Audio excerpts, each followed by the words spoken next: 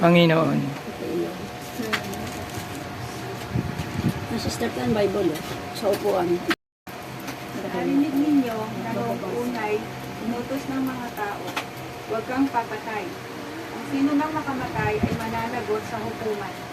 Ngunit ngayon sinasabi ko sa inyo, ang mapuot sa kanyang kapatid ay mananagot sa hukuman. Ang humahawak sa kanyang kapatid ay mananagot sa sandali. At sino mang magsabi sa kanyang kapatid, ulul ka, ay mapapasa ako'y ng impyerno.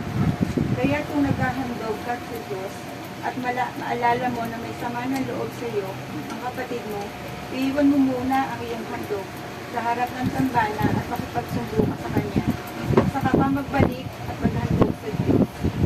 Kung may magsakda laban sa iyo sa hukuman, makipag-ayos ka habang may panahon. Bago ka niya iharap sa hukom, at kung hindi, ibibigay ka niya sa hukom. Ito po ang mabuting balita. Pinupuri ka namin, Panginoong Heso Kristo. Kasulatan po, meron po ba kayo naiintindihan? Or kung ano naman, papuri po tayo, pasalamat sa loob ng ilang linggo po. Dalawang linggo na mananatili sa iyo na ating mahal na baby. Sa pagkaunawa ko po din sa pinasa ko sa Bible, hindi ka kailangan mag-discuss sa tao. Kung halimbawa, ikaw ay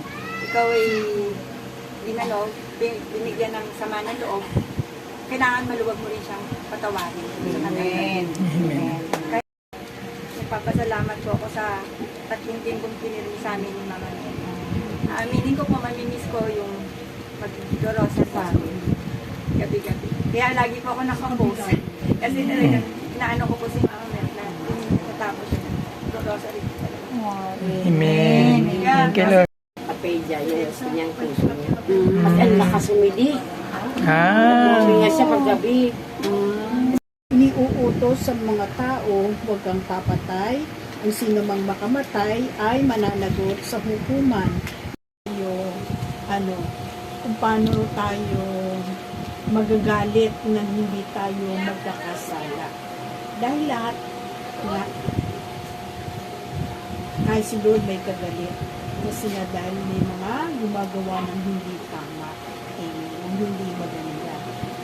Kung sakaling umira lang galit dahil sa mga nakapaligid sa amin, sa mga tao yun, sa mga pangyayaring nagaganap na tunay na hindi namin maiiwasan, pero na sumama rin ng loob, Panginoon, at magalit din. Pero dapat nga po, Lord, na yung mga tinuro mo ay magawa namin sa mga sandaling darating kami sa mga ganitong pagkakataon. Na pinagkaloob ng mga kapatiran. Nawa ang love offering na ito ay magamit namin sa ikalalaganap ng mabuting balita ng kaligtasan. Amin.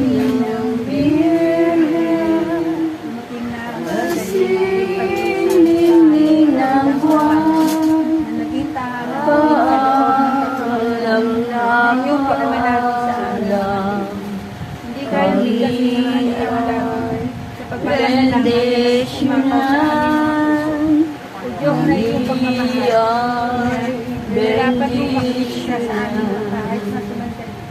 Salamat din ay pagpalain sa amin ibang araw.